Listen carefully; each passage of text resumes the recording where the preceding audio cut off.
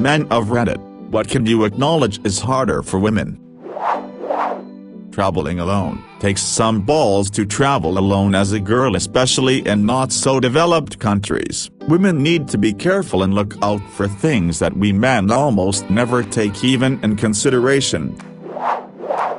That whole birth thing looks like a really awful experience, but in all seriousness, it blows my mind that pretty much every girl I know has had some kind of experience with sexual assault, and even more depressing is how many were straight up raped. The risk of dying when having children. Yes, I know men can't have children, but hear me out. I work in a maternity theater and see hundreds of births every year. It amazes me the amount of shit and pain and risk that women have to go through to have kids. Seriously, my respect for women has no bounds. I see what they go through during childbirth, and I think I could never do that. By the time they get to the emergency theater, they've usually already been struggling to progress for various reasons for hours. They arrive tired, scared, upset, worried, bleeding, in extreme pain and feeling a million emotions in between. Add into that things can take a turn for the worse very quickly, and it is quite scary for the theater staff as well. Ladies of Reddit, just know, if you come into the theater when I'm on duty, I got your back. I don't think us men appreciate this quite as much as we should do. Creepy people following you. My girlfriend walked home from work sometimes. It wasn't far and it was in broad daylight. This guy drove by and asked to give her a ride. She declined, said she was almost home. When she got home, she told me about it and how he kept driving up and down the street looking at her afterwards. He followed her into the apartment complex and parked his car to watch her go into the apartment. I was obviously upset. I went out with her so she could point him out, but he had left. It was weird. I told her to call me right away if she sees him anywhere near here. My mother told me how my birth went down. She hadn't dilated enough for me to actually get out all the way, so the doctors suggested breaking my shoulder to allow me through. Upon hearing that, my mother sneered at the doctor who suggested this and said, "You don't touch my son. Cut me open down there if need be, but you don't touch my son." And they sliced her open down there, and you know what the most fucked up thing was? She told me she couldn't even feel them cutting her, because she was already in so much pain, and this was her 4th time giving birth. That's when I realized that mothers are just inherently badass in that regard. UTIs. My wife will occasionally get a UTI after sex and has to suffer the discomfort and the irritation of trying to get a GP appointment. UK, whilst convincing the witch of a GP receptionist that you want an appointment today. Large boobs seem like a curse to me. I wouldn't want to own them if I were a girl, but they sure look cool. They can cause back problems and just look unwieldy, and the only upside of them making you more attractive to many people is also a major downside when it comes to creeps. Unwanted attention. In general, they get sexualized more explicitly than men, with more of their value being tied to appearance than men deal with. Both can be insecure with their bodies, but society definitely puts more pressure on women. Public restrooms always seem have more of a line than men's rooms. Plus, y'all get to sit down on every nasty public toilet you have to use. That sucks. This one time at a punk show, I asked where the restroom was. The gentleman pointed to the alleyway outside the venue. I thought gross, but punk show can't exactly complain. So, I release the kraken and make a piss. When this punk girl strolls up next to me, gives me a sup nod, whips out a plastic penis contraption, and puts my measly little stream to shame. I learned 2 things. Women do the short straw on restrooms, and punk girls are a different breed. Edit. Now, my most upvoted comment is about women peeing. I'd like to thank the Academy. Birth control. My girlfriend is on an implant and it makes her period hella irregular, and so she can bleed intermittently with no warning, so she'll just go to the toilet one day and be bleeding. No prediction of when it will happen, just hey, you're bleeding now. How long for? Wouldn't you like to know? Just so we don't have kids we're not ready for. I'm happy to wear a condom, but it's not as safe as using something like the implant to wear it in terms of family planning. She had to get that shit inserted into her arm with general anesthetic like a badass, and one type of birth control doesn't work for everyone. I've heard my friends talking about how they have to take the pill at the same time every day. I can't even remember to have breakfast most days. I've heard you can get injections that last 3 months and can mess with your mood even on antidepressants, and some women I know will be on birth control because their boyfriend wants a draw. The lengths they go through is ridiculous.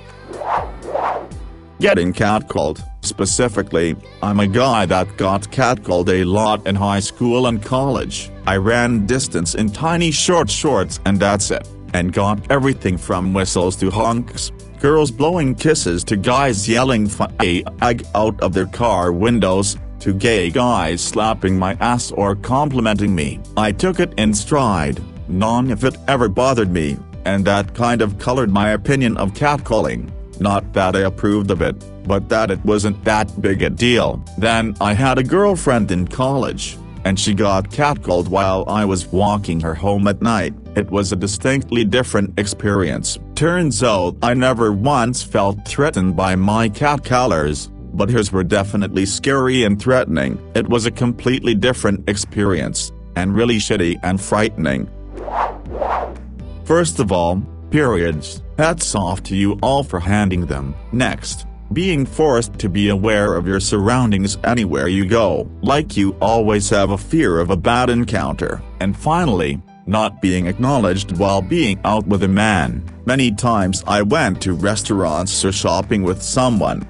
Everyone always comes up to me instead of my date. One time during shopping for PC parts, I had to state that she wants to buy something, not I, after many times of telling the salesman to ask her. I'm a guy and I was working at an ice cream and candy shop, and this older man comes in and orders some popcorn. As I'm scooping it into the container, he looks at me and says, "Oh yeah, just pack it in." I like it when they pack it in real tight, in an obviously sexual way. It made me uncomfortable and I bring it up talking to my coworkers, and one of the girls who was much younger says, "Yeah, welcome to pretty much every day of my life." Pressure to be a perfect parent. My partner would get approached by strangers at grocery stores and parking lots and criticized for random stuff she was letting our then 2 years old get away with it. When I was public with our child, it was pretty much, "Oh, look at the good dad." For just being the wicked stepmom trope pretty much reinforces how the expectations are set at a huge bar for women, while deadbeat dads make it a shrugging "oh well, that sucks but what are you gonna do" bar for men. Damn, so many good ones have been said already. A relatively minor thing that I haven't seen yet is hair. Body hair of any kind is often something women are expected to minimize, remove completely. Also, long hair is a bitch to take care of and manage, as I've come to realize by letting my hair grow past my shoulders during the pandemic. Come on people, I know that many guys shave and groom too. My point is, a guy can let hair grow out anywhere on their body and not have to realistically worry about being perceived as gross or weird for it. Also, yes, guys can have long hair and women can have short hair, but it's common knowledge that there's a very strong tendency for the opposite to be true. Finding clothes with pockets. I've only recently been made aware that women's trousers, pants, don't usually come with pockets that are actually deep enough to keep anything in there. Fashion is weird. As a man, I thought it must be great to be able to have sex with so many people. I thought it was good that a woman could count on a one-night stand at the bar. As I got older, I realized that women also have to walk through a world where a lot of men want to fuck them, and many men don't care how they get there. Lying, getting women drunk or drugging them, or flat-out rape. Men they may know or complete strangers or even close relatives. That must be far harder than having to impress a woman to have consensual sex. Pretty girls getting sent creepy DMs. My sister just turned 13 years old, and is a good-looking girl. Countless times has she showed me messages on Snapchat between her and some dude's 4-inch penis. Disgusting. Edit. People are replying to my comments saying, why should a 13-year-old girl have Snapchat? Why does my father allow her to be on Snapchat? How do people know her face on Snapchat? Taking light out of the real problem at hand. The problem isn't her having social media. The problem is her being unwilling looking at dicks from strangers. I guess being accepted or respected in a job that is mostly associated with men. Like, I'm gonna act as prime example, if I call a plumber, I, for whatever reason, expect a man to come, and I'd be pretty surprised if a woman showed up. Not that I want a man to come, it's just that in my head plumbers are male. I have no idea where this idea comes from, and it actually seriously bothers me that it is like this. I guess there are a lot of people with this issue out there, and I guess the following does not apply to me. A few of those people might be concerned that she might not do as good of a job as he would.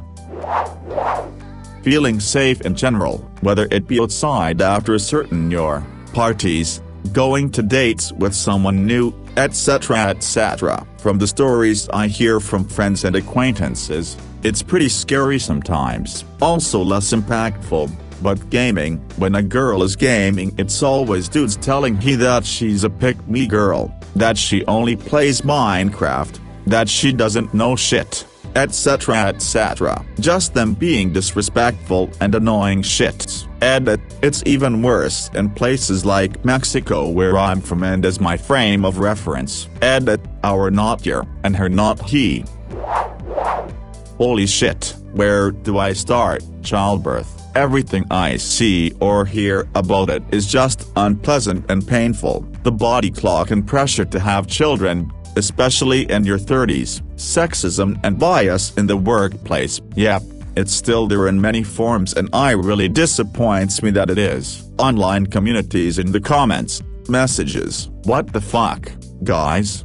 Question mark. Being heard. How often do you see or hear women being talked over? So much more. I feel so much for the women in my life, my wife, my mom, my friends, and what they have to deal with. If I have a daughter, I'll be scared for what she'll face. Being taken seriously in certain male-dominated fields, IT especially programming, even if they know their shit, there is still a sexist stigma of dismissing them as not knowing what they are doing, not as good as male counterparts. I find it frustrating. I welcome more women in the programming field.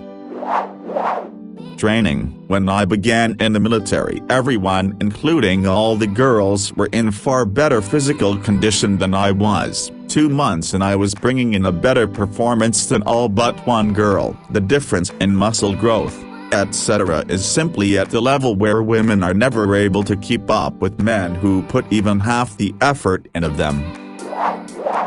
Getting immediate respect. I know this is so much easier for men. I feel sorry for women who have to go through this, and I do give them the respect they deserve. Not answering the question. And woman, I just want to thank the person who made this question and everyone who answered. This is such a healthy discussion, and given the influx of incel activity across Reddit lately, it gives me hope to see Redditors taking about this. Rock on y'all. Occupying space for no apparent reason became much easier. That's what I M61 remember reading from a woman journalist who disguised herself as a man for a day. She noted that the ability to simply stand or sit any place you like is a privilege men take for granted. That really stayed with me, and yes, I have to agree that's true. Being taken seriously in successful positions. Being a woman on a board must be filling a diversity quota. First women to do X. Who cares? A man did it ages ago, and I may be wrong. But I am pretty sure I read somewhere that women score less in trust in political polls because to get there they must have been sneaky or a man-eater or some shit. All bullshit. Clothing. Appearance choices. I can literally wear anything I want, messy hair, unshaven, whatever, and really not get much in the way of negative comments. Usually the worst I'll get is rough day. My daughter is old enough to start making her own decisions, and I have a deal where, as long as she keeps her grades up, I'll let her dress style as she wants. Caveat is she does have to tell me before anything drastic, shave head, neon hair, more as a check that I'm prepared for the school administration calling me about it. She currently has short bob undercut shaved, usually just jumps out of bed and goes, fire engine red, prefers hoodies which due to her height she swims in anything that doesn't become a crop top. She's got my jeans, at least a foot taller than her classmates, pretty much olive oil build. Side, I wish I still had that type of metabolism. Almost never wears any type of makeup. The comments she gets about she'd look prettier with long hair if she just cared about her appearance, or the boys might like her more if she didn't wear bulky hoodies, just makes me so sad. I feel a lot of these answers are quite superficial. I'll give one that I believe is really hard. Women trying to start a career at a time when they're usually starting a family, ages 25 to 35. My fiancé and I are reaching the age where having children will have its health complications, but at the same time she is trying to change her career path, so she will either have to sacrifice career or having a family. At work, the women on my team struggle with calming and commanding the attention of a room when things get heated. What works for me simply doesn't work for them. I lower my voice and pitch and speak with as soothing of a baritone as I can manage to somewhat reasonable effect. The lower, slower and more quietly I speak, the more people tend to chill. I felt physical pain when one of my mentees tried that trick. People just ignore and talk over her. It's bullshit. We're both technical experts and of the same age. Honestly, just them going outside of their house, I've heard and seen what can happen to them in the most unexpected times. Although I've experienced some of these myself as a gay, it doesn't come close to the level it happens to women. And as much as I would like to help and support women when I can, when I'm out and about, I understand that I can't because of the fact I'm a man and I may seem intimidating to them, which just breaks my heart more knowing they're that scared sometimes. BTW, what I meant by that last sentence is like offering to walk someone home after drinks, or something like that. You just want to help but realize it must be scary for them not knowing what might happen. I haven't read this whole thread, but just like going to bars to have a fun time, there's that old Dane Cook joke about how lame it is that girls just want to dance. I'm a guy, and I used to love going to gay bars, just to dance, because they had the best music and energy. But every time I set foot in the club I had this dread that I would be hit on by someone I'm not attracted to. I'm straight. One of these times I went out dancing, I had a flash of realization that this is exactly how every woman must feel every time they go to any bar. Empathy will really mess you up, man.